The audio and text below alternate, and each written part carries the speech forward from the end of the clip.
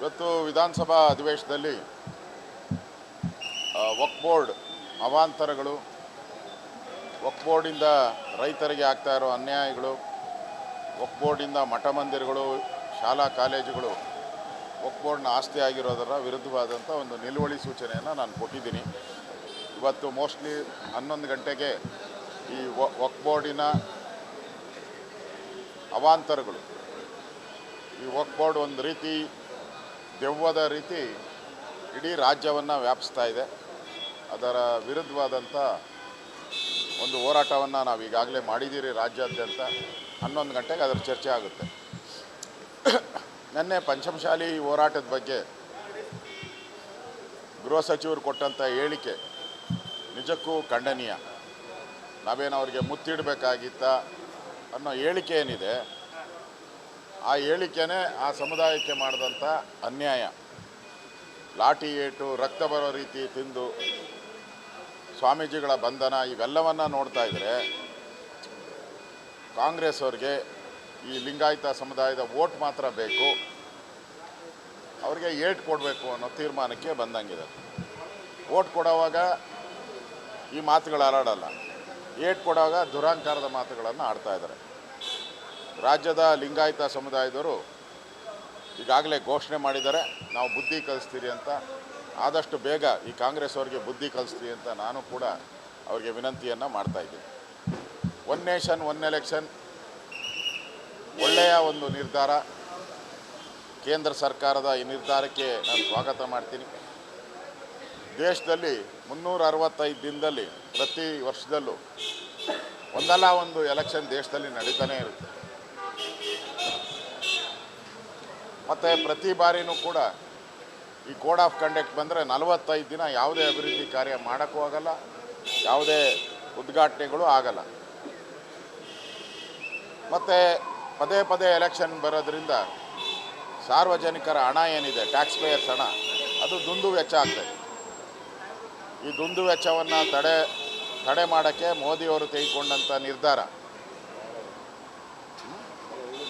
ಒಳ್ಳೆಯ ನಿರ್ಧಾರ. ಇದನ್ನು ತುಂಬು ಹೃದಯದಿಂದ ಸ್ವಾಗತ ಮಾಡ್ತೀನಿ.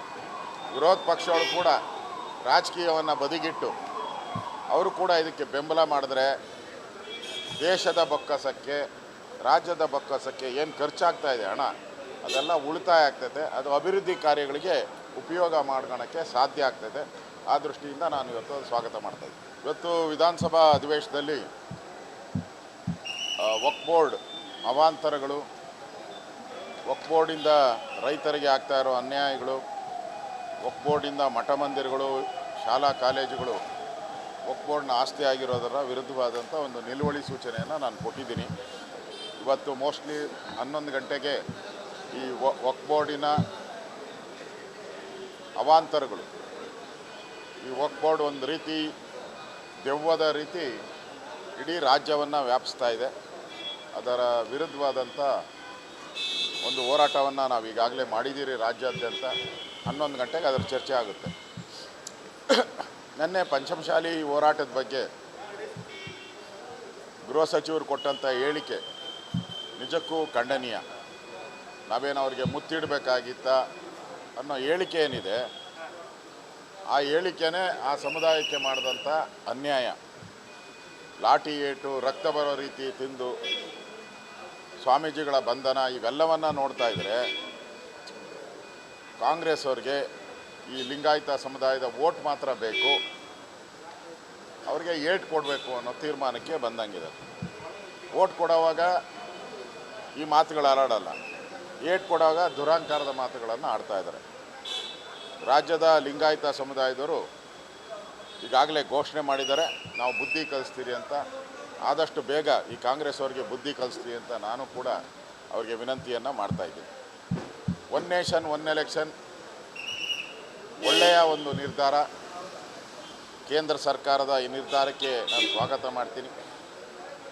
ದೇಶದಲ್ಲಿ 365 ದಿನದಲ್ಲಿ ಪ್ರತಿ ವರ್ಷದಲ್ಲೂ ಒಂದಲ್ಲ ಒಂದು ಎಲೆಕ್ಷನ್ ದೇಶದಲ್ಲಿ ನಡೀತಾನೇ ಇರುತ್ತೆ. ಮತ್ತು ಪ್ರತಿ ಬಾರಿನೂ ಕೂಡ ಈ ಕೋಡ್ ಆಫ್ ಕಂಡಕ್ಟ್ ಬಂದರೆ 45 ದಿನ ಯಾವುದೇ ಅಭಿವೃದ್ಧಿ ಕಾರ್ಯ ಮಾಡೋಕ್ಕೂ ಆಗಲ್ಲ, ಯಾವುದೇ ಉದ್ಘಾಟನೆಗಳು ಆಗಲ್ಲ. ಮತ್ತು ಪದೇ ಪದೇ ಎಲೆಕ್ಷನ್ ಬರೋದ್ರಿಂದ ಸಾರ್ವಜನಿಕರ ಹಣ ಏನಿದೆ, ಟ್ಯಾಕ್ಸ್ ಪೇಯರ್ಸ್ ಹಣ, ಅದು ದುಂದು ವೆಚ್ಚ ಆಗ್ತದೆ. ಈ ದುಂದು ವೆಚ್ಚವನ್ನು ತಡೆ ಮಾಡೋಕ್ಕೆ ಮೋದಿಯವರು ತೆಗೆದುಕೊಂಡಂಥ ನಿರ್ಧಾರ ಒಳ್ಳೆಯ ನಿರ್ಧಾರ. ಇದನ್ನು ತುಂಬು ಹೃದಯದಿಂದ ಸ್ವಾಗತ ಮಾಡ್ತೀನಿ. ವಿರೋಧ ಪಕ್ಷಗಳು ಕೂಡ ರಾಜಕೀಯವನ್ನು ಬದಿಗಿಟ್ಟು ಅವರು ಕೂಡ ಇದಕ್ಕೆ ಬೆಂಬಲ ಮಾಡಿದ್ರೆ ದೇಶದ ಬೊಕ್ಕಸಕ್ಕೆ, ರಾಜ್ಯದ ಬೊಕ್ಕಸಕ್ಕೆ ಏನು ಖರ್ಚಾಗ್ತಾ ಇದೆ ಹಣ, ಅದೆಲ್ಲ ಉಳಿತಾಯ ಆಗ್ತೈತೆ. ಅದು ಅಭಿವೃದ್ಧಿ ಕಾರ್ಯಗಳಿಗೆ ಉಪಯೋಗ ಮಾಡ್ಕೊಳಕ್ಕೆ ಸಾಧ್ಯ ಆಗ್ತೈತೆ. ಆ ದೃಷ್ಟಿಯಿಂದ ನಾನು ಇವತ್ತು ಸ್ವಾಗತ ಮಾಡ್ತಾಯಿದ್ದೆ. ಇವತ್ತು ವಿಧಾನಸಭಾ ಅಧಿವೇಶನದಲ್ಲಿ ವಕ್ಫ್ ಬೋರ್ಡ್ ಅವಾಂತರಗಳು, ವಕ್ಫ್ ಬೋರ್ಡಿಂದ ರೈತರಿಗೆ ಆಗ್ತಾ ಇರೋ ಅನ್ಯಾಯಗಳು, ವಕ್ಫ್ ಬೋರ್ಡಿಂದ ಮಠ ಮಂದಿರಗಳು, ಶಾಲಾ ಕಾಲೇಜುಗಳು ವಕ್ಫ್ ಬೋರ್ಡ್ನ ಆಸ್ತಿ ಆಗಿರೋದರ ವಿರುದ್ಧವಾದಂಥ ಒಂದು ನಿಲುವಳಿ ಸೂಚನೆಯನ್ನು ನಾನು ಕೊಟ್ಟಿದ್ದೀನಿ. ಇವತ್ತು ಮೋಸ್ಟ್ಲಿ 11 ಗಂಟೆಗೆ ಈ ವಕ್ಫ್ ಬೋರ್ಡಿನ ಅವಾಂತರಗಳು, ಈ ವಕ್ಫ್ ಬೋರ್ಡ್ ಒಂದು ರೀತಿ ದೆವ್ವದ ರೀತಿ ಇಡೀ ರಾಜ್ಯವನ್ನು ವ್ಯಾಪಿಸ್ತಾ ಇದೆ. ಅದರ ವಿರುದ್ಧವಾದಂಥ ಒಂದು ಹೋರಾಟವನ್ನು ನಾವು ಈಗಾಗಲೇ ಮಾಡಿದ್ದೀರಿ ರಾಜ್ಯಾದ್ಯಂತ. 11 ಗಂಟೆಗೆ ಅದರ ಚರ್ಚೆ ಆಗುತ್ತೆ. ನಿನ್ನೆ ಪಂಚಮಶಾಲಿ ಹೋರಾಟದ ಬಗ್ಗೆ ಗೃಹ ಸಚಿವರು ಕೊಟ್ಟಂಥ ಹೇಳಿಕೆ ನಿಜಕ್ಕೂ ಖಂಡನೀಯ. ನಾವೇನು ಅವ್ರಿಗೆ ಮುತ್ತಿಡಬೇಕಾಗಿತ್ತ ಅನ್ನೋ ಹೇಳಿಕೆ ಏನಿದೆ, ಆ ಹೇಳಿಕೆನೇ ಆ ಸಮುದಾಯಕ್ಕೆ ಮಾಡಿದಂಥ ಅನ್ಯಾಯ. ಲಾಠಿ ಏಟು, ರಕ್ತ ಬರೋ ರೀತಿ ತಿಂದು ಸ್ವಾಮೀಜಿಗಳ ಬಂಧನ ಇವೆಲ್ಲವನ್ನು ನೋಡ್ತಾ ಇದ್ದರೆ ಕಾಂಗ್ರೆಸ್ ಅವ್ರಿಗೆ ಈ ಲಿಂಗಾಯತ ಸಮುದಾಯದ ವೋಟ್ ಮಾತ್ರ ಬೇಕು, ಅವ್ರಿಗೆ ಏಟ್ ಕೊಡಬೇಕು ಅನ್ನೋ ತೀರ್ಮಾನಕ್ಕೆ ಬಂದಂಗಿದೆ. ವೋಟ್ ಕೊಡೋವಾಗ ಈ ಮಾತುಗಳು ಆಡಲ್ಲ, ಏಟ್ ಕೊಡುವಾಗ ದುರಹಂಕಾರದ ಮಾತುಗಳನ್ನು ಆಡ್ತಾ ಇದ್ದಾರೆ. ರಾಜ್ಯದ ಲಿಂಗಾಯತ ಸಮುದಾಯದವರು ಈಗಾಗಲೇ ಘೋಷಣೆ ಮಾಡಿದ್ದಾರೆ, ನಾವು ಬುದ್ಧಿ ಕಲಿಸ್ತೀರಿ ಅಂತ. ಆದಷ್ಟು ಬೇಗ ಈ ಕಾಂಗ್ರೆಸ್ ಅವ್ರಿಗೆ ಬುದ್ಧಿ ಕಲಿಸ್ತೀರಿ ಅಂತ ನಾನು ಕೂಡ ಅವ್ರಿಗೆ ವಿನಂತಿಯನ್ನು ಮಾಡ್ತಾಯಿದ್ದೀನಿ. ಒನ್ ನೇಷನ್ ಒನ್ ಎಲೆಕ್ಷನ್ ಒಳ್ಳೆಯ ಒಂದು ನಿರ್ಧಾರ. ಕೇಂದ್ರ ಸರ್ಕಾರದ ಈ ನಿರ್ಧಾರಕ್ಕೆ ನಾನು ಸ್ವಾಗತ ಮಾಡ್ತೀನಿ. ದೇಶದಲ್ಲಿ 365 ದಿನದಲ್ಲಿ ಪ್ರತಿ ವರ್ಷದಲ್ಲೂ ಒಂದಲ್ಲ ಒಂದು ಎಲೆಕ್ಷನ್ ದೇಶದಲ್ಲಿ ನಡೀತಾನೇ ಇರುತ್ತೆ. ಮತ್ತು ಪ್ರತಿ ಬಾರಿನೂ ಕೂಡ ಈ ಕೋಡ್ ಆಫ್ ಕಂಡಕ್ಟ್ ಬಂದರೆ 45 ದಿನ ಯಾವುದೇ ಅಭಿವೃದ್ಧಿ ಕಾರ್ಯ ಮಾಡೋಕ್ಕೂ ಆಗಲ್ಲ, ಯಾವುದೇ ಉದ್ಘಾಟನೆಗಳು ಆಗಲ್ಲ. ಮತ್ತು ಪದೇ ಪದೇ ಎಲೆಕ್ಷನ್ ಬರೋದ್ರಿಂದ ಸಾರ್ವಜನಿಕರ ಹಣ ಏನಿದೆ, ಟ್ಯಾಕ್ಸ್ ಪೇಯರ್ಸ್ ಹಣ, ಅದು ದುಂದು ವೆಚ್ಚ ಆಗ್ತದೆ.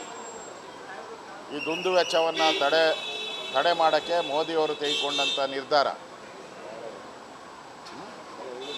ಒಳ್ಳೆಯ ನಿರ್ಧಾರ. ಇದನ್ನು ತುಂಬು ಹೃದಯದಿಂದ ಸ್ವಾಗತ ಮಾಡ್ತೀನಿ.